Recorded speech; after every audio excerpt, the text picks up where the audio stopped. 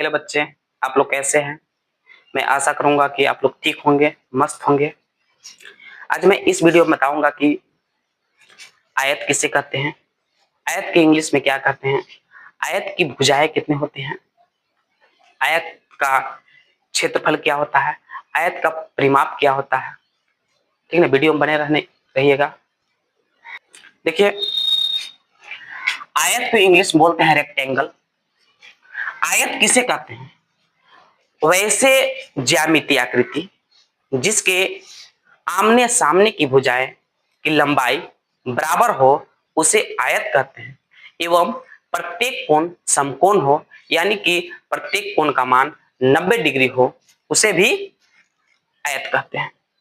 देखिएगा, ये आपका 90 डिग्री का होना चाहिए, ये भी आपका भुजा 90 डिग्री का होना चाहिए, ये भी आपका 90 डिग्री का होना चाहिए, ये भी आपका 90 डिग्री का होना चाहिए।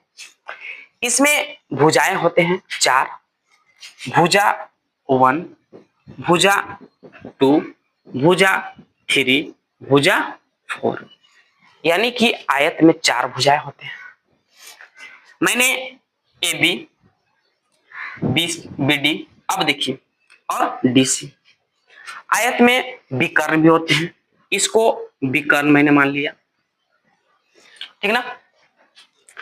इसको मान के चलिए कि ए और बी, ए बी लंबाई है तो आपका डी सी भी लंबाई होगा, बी डी लंबाई है, चौड़ाई है, सॉरी, तो ए सी भी आपका चौड़ाई होगा, यानी कि चौड़ाई 4 मीटर है तो ये भी आपका 4 मीटर ही होगा, यानी कि आमने सामने बराबर होता है।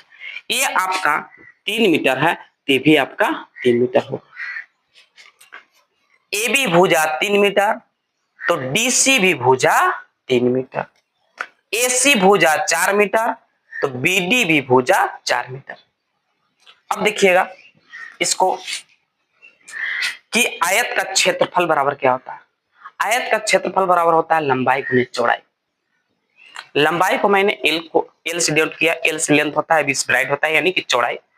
तो आयत का क्षेत्रफल बराबर एल गुने बी।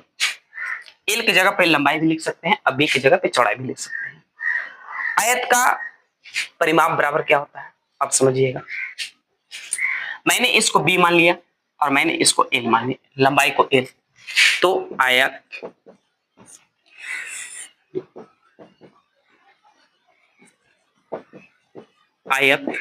की परिमाप बराबर, परिमाप या परिधि या परिमिति सभी एक ही होता है।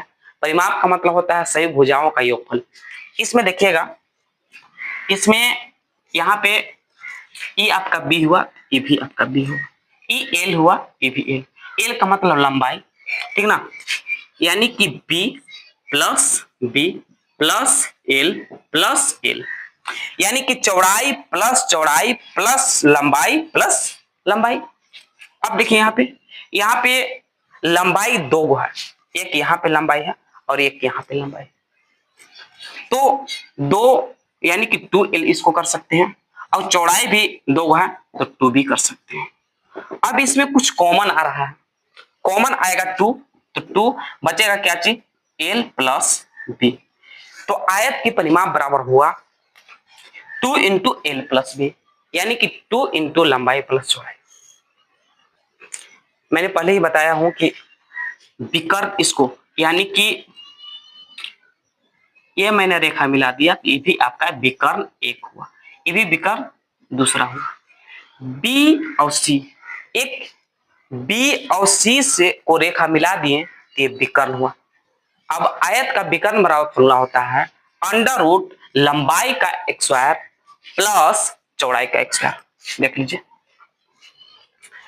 अब देखिए, अगर आयत की भुजा निकालना होगा, यानी कि आयत की चौड़ाई भी निकालना होगा, आयत की लंबाई निकालना होगा, उसके लिए फॉर्मूला देखिए मैं पहले बता दे रहा हूं कि आयत की क्षेत्रफल बराबर होता है लंबाई गुने चौड़ाई। अगर मैंने इसको बंद कर दिया, ठीक ना, तो क्या दिख रहा है, क्षेत्रफल और लंबाई। अब थोड़ा सा समझिएगा किस लिए बता रहे हैं, डिटेल्स में याद करने की आवश्यकता नहीं है, केवल समझने की आवश्यकता है। लंबाई गुने चौड़ाई मैंने ऐसे लिख दिया,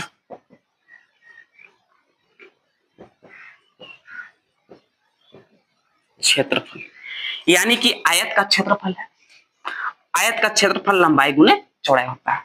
अब हमको निकालना है चौड़ाई, तो चौड़ाई है ये क्या है, गुना में है तो भागा में चला जाएगा।